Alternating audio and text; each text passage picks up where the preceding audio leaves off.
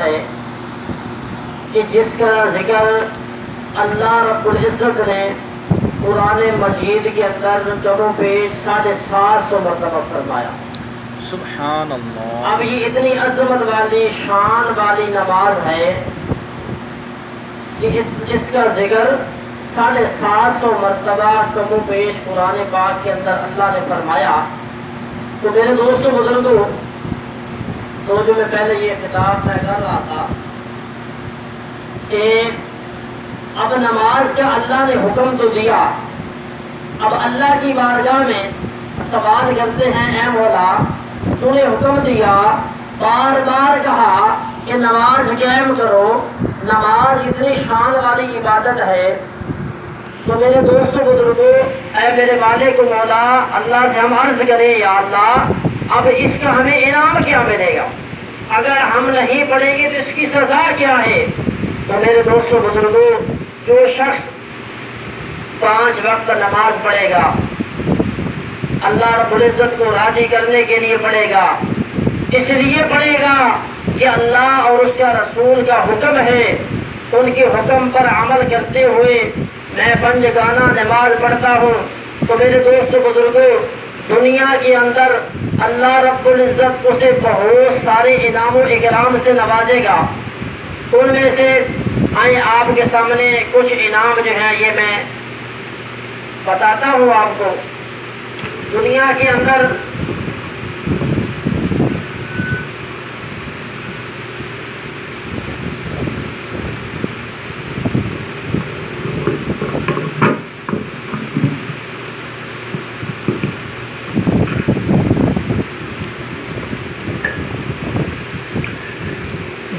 اندر اللہ تبارک و تعالی اسے بہت سارے انعام و اکرام سے نوازے گا. اس میں سے کچھ انعام میں آپ کے گوش گزار کروں گا. تو میرے دوستوں بزرگوں، آج کل دنیا کے اندر بہت زیادہ جو پریشانی ہے وہ رزق کے حوالے سے ہے. اور نماز جو بندہ پڑھتا ہے اللہ رب العزت کو راضی کرنے کے لیے پڑھتا ہے، تو اللہ تبارک و تعالیٰ اسے ایک یہ انعام عطا فرماتا ہے کہ اللہ تعالیٰ اس سے رزق کی تنگی دور کر دیتا ہے.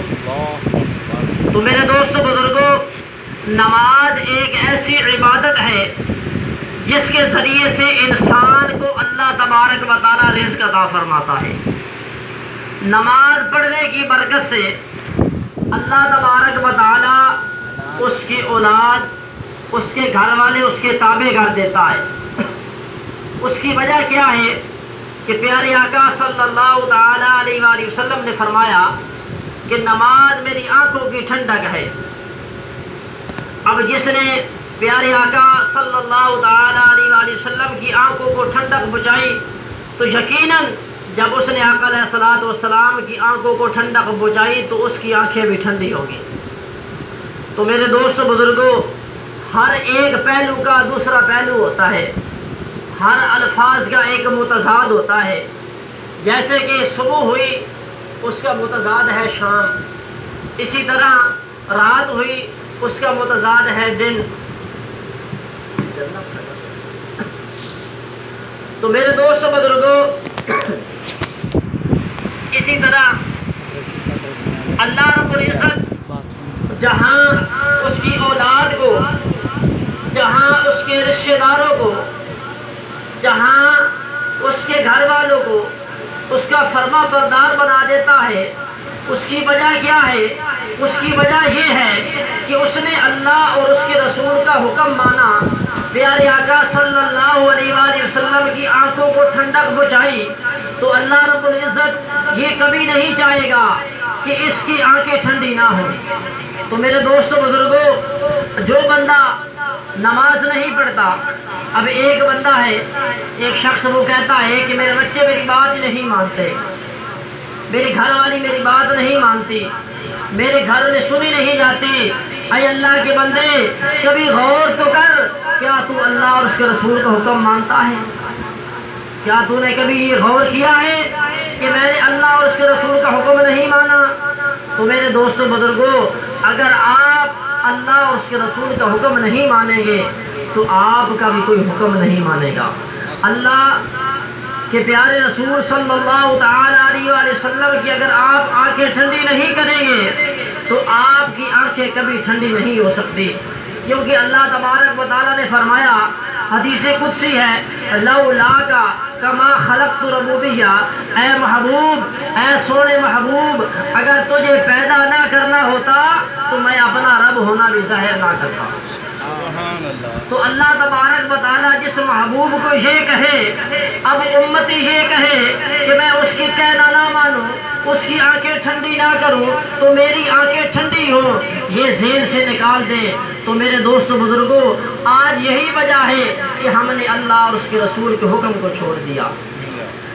یہ تو کئی چیزوں کا ہمیں حکم دیا، رمضان شریف کا مہینہ آتا ہے، اللہ اور اس کے رسول نے حکم دیا روزے رکھو، ہم وہ چھوڑ دیتے ہیں۔ قرآن پاک جو ہے روزانہ پڑھو، ہم اس کی تلاوت ہی نہیں کرتے۔ اللہ اور اس کے رسول نے حکم دیا جھوٹ نہیں بولو، ہم وہ بھی بولتے ہیں۔ جوا نہیں کھیلو، ہم وہ بھی کھیلتے ہیں۔ یعنی اللہ اور اس کے رسول نے جو ہمیں حکم دیا، جس سے ہمیں منع کیا گیا، وہ سارے کام ہم کرتے ہیں۔ تو پھر ہم یہ کہتے ہیں کہ ہمارے رزق میں برکت نہیں ہے، ہماری اولاد فرما بردار نہیں ہے، میرے گھر میں چلتی نہیں ہے۔ تو میرے دوستو بزرگوں، اس کا ایک ہی راستہ ہے، اگر آپ اپنی آنکھیں ٹھنڈی کرنا چاہتے ہیں، آپ چاہتے ہیں کہ جس کو میں کوئی کام کہوں وہ میری بات مانے، آپ آ جائیں، اللہ پاک کے در پہ آ جائیں، اللہ اور اس کے رسول کا حکم ماننا شروع کر دیں، آپ کے لوگ ساری باتیں ماننا شروع کر دیں۔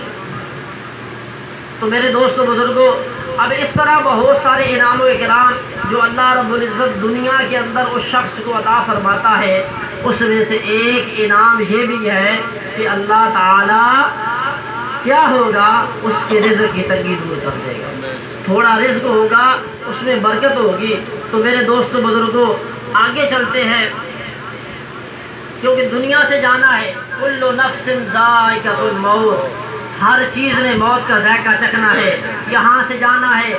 آج ہمارے دادا پردادا نہیں رہے تو ہم نے بھی نہیں رہنا۔ تو میرے دوستو بزرگوں، آنے کی ایک ترتیب ہے کہ پہلے دادا آیا، اس نے شادی کی، پھر بیٹا اس کا پیدا ہوا، پھر اس نے شادی کی، پھر اس کا بیٹا ہوا۔ اسی طرح آنے کی ترتیب ہے لیکن جانے کی ترتیب نہیں ہے۔ اب کیا ہے کہ دادا زندہ ہوتا ہے، پوتا دنیا سے چل بستا ہے، پردادا زندہ ہوتا ہے اور پڑپوتا دنیا سے چل بستا ہے۔ تو میرے دوستو بزرگوں، کل من علیہا فان ویبقی وجہ ربک ذو الجلال والاکرام، ہر چیز دنیا سے فنا ہو جائے گی، ختم ہو جائے گی، ایک ذات کون سی رہے گی؟ اللہ کی۔ کون سی؟ اللہ کی ذات ایک باقی رہے گی۔ تو میرے دوستو بزرگوں، حضرت اسرائیل علیہ السلام جس کی اللہ نے ڈپٹی لگائی ہوئی ہے کہ تو نے سب کی روحیں قبض کرنی ہے، اس کو بھی ایک دن موت آ جائے گی۔ جب سب لوگوں کی موت واقعہ ہو جائے گی، اس وقت سور پھونکا جائے گا، حضرت اسرافیل علیہ السلام سور پھونکیں گے، تو اس وقت سب جو ہے اس کے بعد سارے مر جائیں گے، ایک اللہ وحدہ لا شریک کی ذات ہوگی۔ تو میرے دوستو بزرگوں، اس وقت کا پتہ نہیں ہے، ہمیں نہیں پتہ، ہمارے پاس کوئی سرٹیفکیٹ نہیں ہے کہ ہم نے فلاں دن مرنا ہے، فلاں دن دنیا سے جانا ہے۔ تو میرے دوستو بزرگوں، اس سے پہلے ہم جو آنے والی ہماری قبر ہے اس کی تیاری کر لیں، جو آنے والی آخرت ہے اس کی ہماری ہم تیاری کر لیں۔ تو پیارے آقا صلی اللہ تعالیٰ علیہ وآلہ وسلم نے فرمایا کہ جو قبر ہے یہ جنت کے باغوں میں سے ایک باغ ہے، یا جہنم کے گڑھوں میں سے ایک گڑھا ہے۔ تو میرے دوستو بزرگوں، اب غور کریں، سوچیں، اپنے آپ کا محاسبہ کریں۔ اندھیری رات ہو، بجلی بھی نہ ہو، اور گھر میں بھی آدمی اکیلا ہو، اور ایک کمرے میں وہ بند ہو، اور باہر سے کسی نے کنڈی لگائی ہوئی ہو، اب اس کا کیا ہوگا؟ وہ کتنا گھبرائے گا۔ کبھی یہ اکیلے بیٹھ کے سوچیے گا، حالانکہ کمرہ بہت بڑا ہے، 2 گارڈروں پہ کمرہ ہے، اگر وہ دروازہ کھٹکھٹاتا ہے تو کسی نہ کسی کو ترس آ ہی جائے گا کہ دروازہ کھول ہی دے۔ اگر مثال کے طور پر دروازہ کوئی نہیں کھولتا، وہ دروازہ توڑ کر بھی باہر آ سکتا ہے۔ جب بار آئے گا تو کھلی فضا میں آ جائے گا، لیکن میرے دوستوں بزرگوں اب دنیا میں ہمیں یہ گھبراہٹ محسوس ہو رہی ہے، تو جب قبر میں جائیں گے وہاں پر کوئی بھی نہیں ہوگا، وہاں پر ایک چیز جو ہمارے پاس ہوگی جو ہمیں قبر سے بچائے گی، وہ کیا چیز ہے؟ وہ ہمارے نیک اعمال ہے۔ نیک اعمال ہی ہمیں جب ہم دنیا سے جائیں گے تو قبر کے اندر ہمارے لیے روشنی کا سبب بنے گی۔ ان نیک اعمال میں سے ہر نیک عمل جو آپ اللہ کی رضا کے لیے کرتے ہیں، سچ بولتے ہیں، قرآن پاک کی تلاوت کرتے ہیں، روزہ رکھتے ہیں، کسی کے لیے اچھا سوچتے ہیں، کسی کو نیکی کی دعوت دیتے ہیں، آپ 5 وقت کی نماز پڑھتے ہیں، تو میرے دوستوں بزرگوں وہ جو قبر ہوگی اس کے لیے یہ چیزیں وہاں پر نور بن کے آ جائیں گی۔ تو میرے دوستوں بزرگوں میں عرض کر رہا تھا کہ جہاں نماز کے بہت سارے انعام و اکرام اللہ رب العزت نے ہمیں عطا فرمائے، وہاں پر جو ہے بے نمازیوں کی سزائیں بھی بڑی ہیں۔ تو میرے دوستوں بزرگوں ایک نمازی شخص کو جب قبر میں رکھا جائے گا تو میں نے آپ کو پیارے آقا علیہ الصلوۃ والسلام کی حدیث پاک سنائی کہ آقا علیہ الصلوۃ والسلام نے فرمایا قبر جنت کے باغوں میں سے ایک باغ ہے یا جہنم کے گڑھوں میں سے ایک گڑھا ہے۔ تو میرے دوستوں بزرگوں جو اللہ رب العزت کی رضا کے لیے، اللہ رب العزت کو راضی کرنے کے لیے، اس کی خوشنودی کے لیے پیارے آقا صلی اللہ علیہ وآلہ وسلم کا حکم ماننے کے لیے 5 وقت کی نماز پڑھے گا، اور جب نمازی قبر میں جائے گا تو اللہ تبارک و تعالیٰ اس کی قبر کو گشادہ کر دے گا، اس کی قبر کو کھلا کر دے گا، اس کی قبر کو روشن کر دے گا۔ اس کی قبر اتنی روشن ہو جائے گی کہ جہاں تک اس کی نظر جائے گی اللہ تبارک و تعالیٰ اس کی قبر کو گشادہ کر دے گا۔ پھر کیا ہوگا؟ پھر اس کے لیے جنت سے ایک بستر آ جائے گا، ایک ہم تکیہ لگاتے ہیں، ایک ہمارا صوفہ ہوتا ہے، یعنی ہم چند ہزاروں روپے میں وہ لے کر سکون حاصل کرتے ہیں، لیکن ایک دن وہ صوفہ چھوڑ کر ہمیں جانا پڑتا ہے۔ لیکن یہ ایسا صوفہ ہوگا، ایسا بستر ہوگا کہ قیامت کے دن تک جو ہے اسی پہ اس نے آرام کرنا ہے، اور اس کو وہاں پر سکون ہی ہے، وہاں پر کوئی پریشانی نہیں ہوگی، کوئی گھبراہٹ نہیں ہوگی، بستر لگا ہوا ہے اور وہ موج کر رہا ہے، کیونکہ دنیا کے اندر اس نے اللہ اور اس کے رسول کا حکم مانا۔ اب جب دنیا کے اندر اس نے اللہ اور اس کے رسول کا حکم مانا تو پھر کیا ہوا؟ پھر اللہ نے اسے قبر کے اندر خوش کر دیا۔ تو میرے دوستوں بزرگوں جب مردے کو قبر میں رکھا جاتا ہے تو قبر اس کو ایسے دباتی ہے اور اس کی پسلیاں آپس میں پیوست ہو جاتی ہیں، یہ دیکھ رہے ہیں نا، اس طرح پسلیاں پیوست ہو جاتی ہیں۔ لیکن جو نمازی شخص ہوگا نا اس کو جب قبر دبائے گی تو اس کو سکون آئے گا۔ ایک بندہ تھکا ہوتا ہے نا تو کسی کو کہتا ہے مجھے دبا دے، اب وہ اس کو دباتا ہے تو اس کو سکون محسوس ہوتا ہے۔ تو اگر ایک شخص آئے تھکا ہوا ہے تو اس کو بندہ جناب ڈنڈے مارنا شروع کر دے تو کیا ہوگا؟ تکلیف ہوگی نا۔ تو میرے دوستوں بزرگوں اب نمازی شخص کو اللہ رب العزت کیا انعام دے گا کہ اللہ تبارک و تعالیٰ کے حکم سے جب وہ قبر دباتی ہے تو اس کی جو پسلیاں ہیں وہ آپس میں مل جاتی ہیں، لیکن مردے کو، نمازی مردے کو کیا ہوگا؟ اس کو تکلیف نہیں ہوگی، اس کو سکون ملے گا۔ اب اس کی دوسری طرف چلیں، ہر ایک کا دوسرا پہلو ہوتا ہے۔ تو میرے دوستوں بزرگوں جو بے نمازی ہوگا اس کو جب قبر دبائے گی تو اس کی پسلیاں آپس میں جب پیوست ہوں گی، اللہ اللہ غور کریں، ہم سوچیں اس وقت کیا ہوگا۔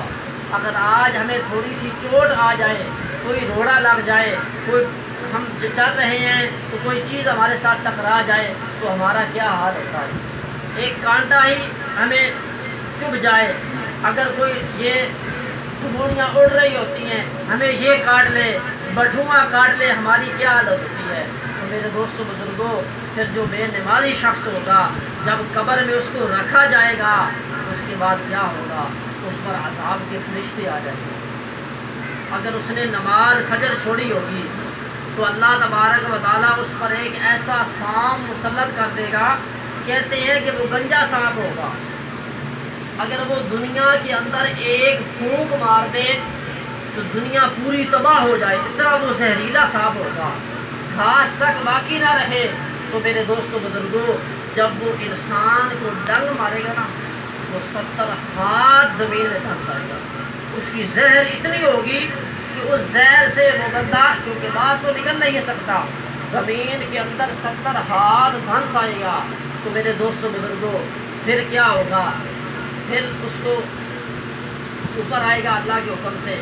پھر اسی طرح اگر اس نے فجر کی نماز نہیں پڑھی، فجر سے لے کر زور تک، زور کی نماز نہیں پڑھی، زور سے لے کر عصر تک، عصر کی نہیں پڑھی، عصر سے لے کر مغرب تک، اسی طرح اس کو تا قیامت عذاب ہوتا رہے گا. تو میرے دوستوں بزرگوں ہم تو وہ ہیں جن کو کوئی تھوڑی سی چوٹ آ جائے تو ہم ہائے ہوئی کرنے لگ جاتے ہیں. تو ہمارا قبر میں کیا بنے گا؟ تو میرے دوستوں بزرگوں آئیں اپنے رب کو راضی کر لیں. آج بڑا مبارک دن ہے مسلمان کے لیے، یہ خوشی کا دن ہے، عید کا دن ہے.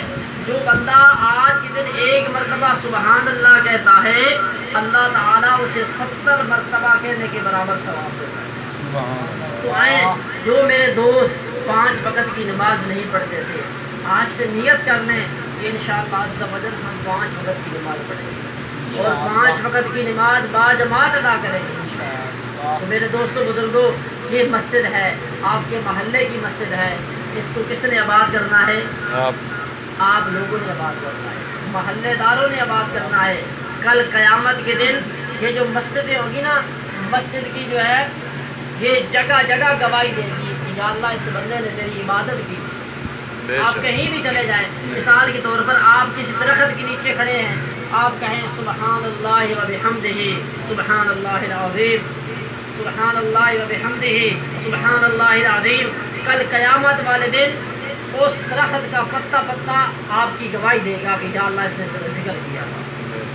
تو میرے دوستو بزرگوں اللہ نے قرآن پاک میں فرمایا فَمَنْ يَعْمَلْ مِثْقَالَ ذَرَّةٍ خَيْرًا يَرَهُ وَمَنْ يَعْمَلْ مِثْقَالَ ذَرَّةٍ شَرًّا يَرَهُ. قیامت والے دن ذرے ذرے کا حساب ہوگا، ذرے ذرے کا حساب لیا جائے گا. جوانی کیسے گزاری، وقت کیسے گزارا، مال کمایا کیسے کھایا. تو میرے دوستو بزرگوں اور اس چیز کا بھی حساب ہوگا جب یہ مسجد کا ذرہ ذرہ گواہی دے گا کہ یا اللہ یہ گرمی میں آتے تھے، تیری عبادت کرتے تھے، یہاں یہ اکٹھے ہوتے تھے، تیرا ذکر کرتے تھے. یہ زمین کا حصہ جو ہے یہ گواہی دے گا کہ یا اللہ عز و جل تو میری سفارش قبول کر لے، میں اس کا گواہ ہوں. تو پھر کیا ہوگا؟ جب زمین کا ٹکڑا آپ کی گواہی دے گا تو اللہ تبارک و تعالیٰ اس کی گواہی قبول کرتا ہے. تو اللہ سرکار علیہ الصلوۃ والسلام نے فرمایا کہ جو اللہ کے گھروں کو آباد کرتا ہے اللہ پاک اس کے گھر کو آباد کرتا ہے. تو میرے دوستوں بزرگوں انشاءاللہ نیکسٹ جمعے زندگی رہی تو اگلا جو ہے